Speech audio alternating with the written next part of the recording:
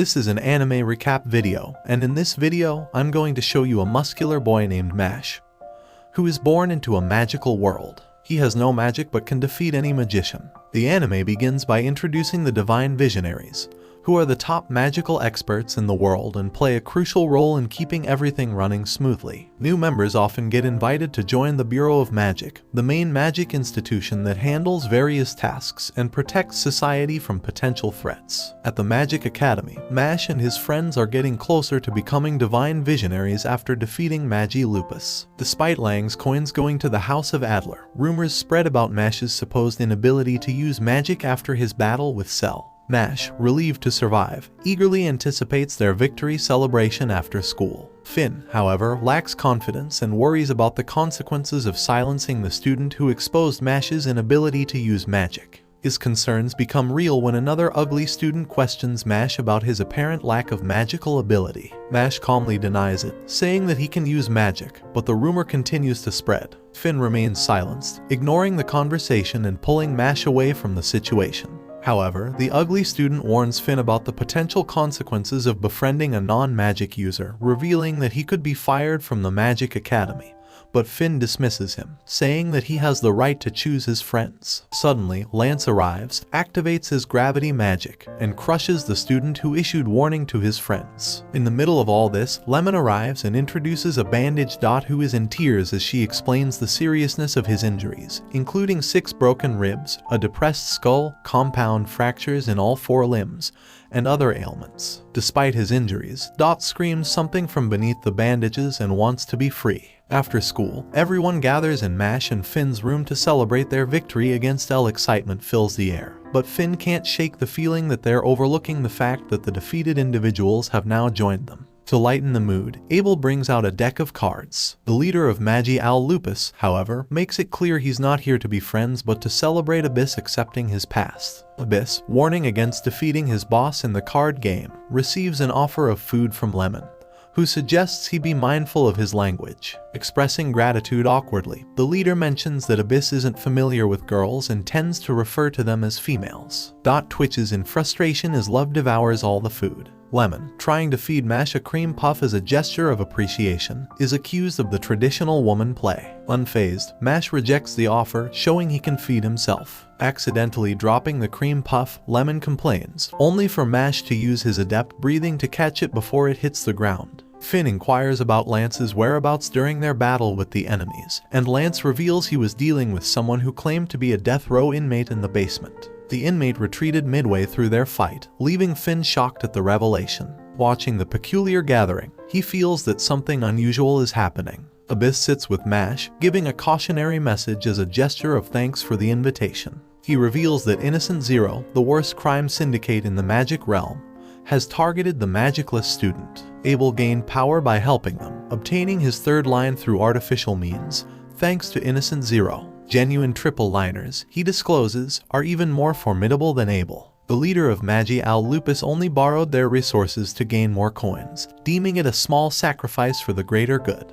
The number 2 believes that the Innocent Zero is targeting someone with a connection to Mashle, warning the magicless student to be careful as they're likely to return. Abyss is certain of facing punishment from Innocent Zero for their loss. He explains Abel's desire to create a peaceful world for kind people like his mother, thanking Mashle for preventing his boss from straying. Abyss believes Mashle can make their dream a reality. During their conversation, Finn joins Abel as they head back to Abel's room to grab a board game. Finn wonders why he has to be paired with this guy. At the same time, the same ugly student attempts to sneak into Mashle's room to find evidence of his inability to use magic. Surprised to see him talking to Abyss, he questions why Abyss is with a magicless boy. Just then, the ugly student is caught by returning Abel and Finn, who inquire about his intentions. The ugly student quickly excuses himself, leaving everyone bewildered. Suddenly, an owl interrupts Mashle and Abyss's conversation by crashing through the window, dropping a letter for Mashle before quietly leaving.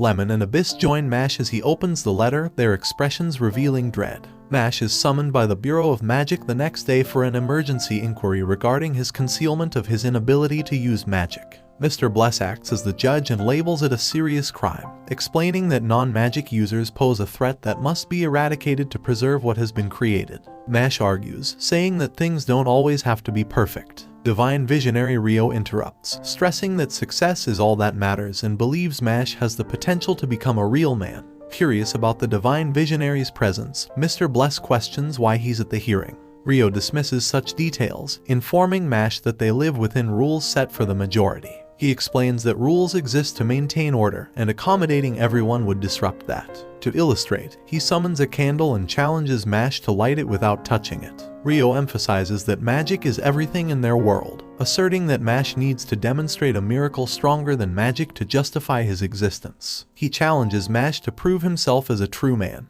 Mr. Bless criticizes Rio as cruel for asking someone without magic to light a candle without touching it, deeming it impossible. Despite the skepticism, Mash steps up and accepts the challenge. Confusion arises as Mash takes out a wand, given his supposed inability to use magic. Placing the wand's tip close to the candle, he rubs it against the ground with tremendous speed, generating a giant fire due to friction. The unexpected burst of flames lights up the candle, surprising everyone. Mash vows to sway the majority with his fist, earning a smile from Rio, who acknowledges him. Meanwhile, a bureau staffer named Sean waits outside the trial room, trembling as he sees the divine visionaries approaching. Inside, the divine visionaries discuss the impending punishment for the magicless student. They question Mr. Wahlberg's decision to allow the situation. Mashle emphasizes the importance of regulations to maintain order. In the hall, Mash thinks they are adjourning after completing the challenge. Mr. Bless dismisses this as selfish nonsense, but his rant is cut short when magic sand binds to Mash's leg, followed by a massive sand blast attack. Mash stops the attack and wonders who did it. Mr. Bless is surprised to see many divine visionaries. Mashle, a strict individual, thinks the system breaks if they allow exceptions. He finds it ridiculous for those in higher positions to make exceptions based on fleeting emotions. Mashle says Mash must make amends with death. The student is confused, thinking this decision represents the agreement of all divine visionaries.